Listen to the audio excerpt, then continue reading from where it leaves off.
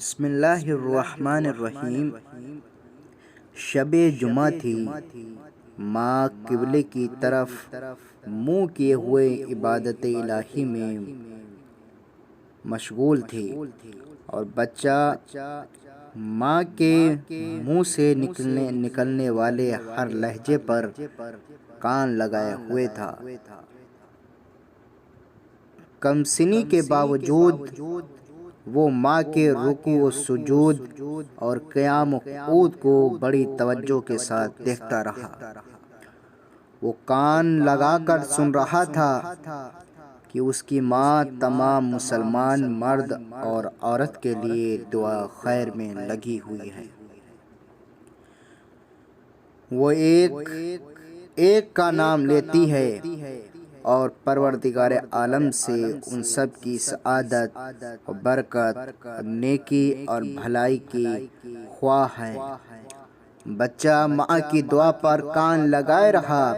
وہ بارگاہ قادر سے اپنے لیے کیا مانگتی ہے۔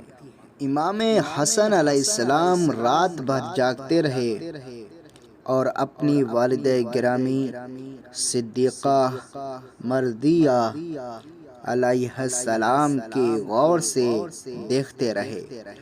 وہ اس انتظار میں تھے کہ دیکھیں والدہ گرامی اس بارگاہ عالیہ میں اپنے لیے کیا دعا کرتی ہیں اور پروردگار سے اپنے لیے کیا خیر و برکت طلب کرتی ہیں۔ رات گزر گئی اور ان کی ماں ساری رات دوسرے مسلمان مرد اور عورت کے بارے میں دعا کرتی رہی۔ مختصر یہ کہ عبادت و دعا میں صبح ہو گئی، مگر امام حسن علیہ السلام نے والدہ کو اپنی ذات کے بارے میں دعا کرتے ہوئے نہ سنا۔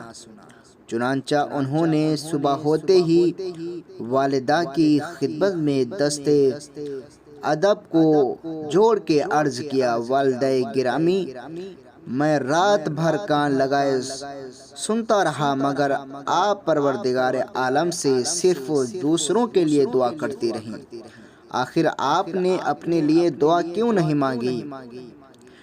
ماں نے بچے کو بھرے لہجے میں مخاطب کرتے ہوئے نہایت مختصر سا جواب دیا، میرے فرزند عزیز، پہلے پڑوسی ہیں اور ہمسایہ ہیں، بعد میں اپنا گھر ہے۔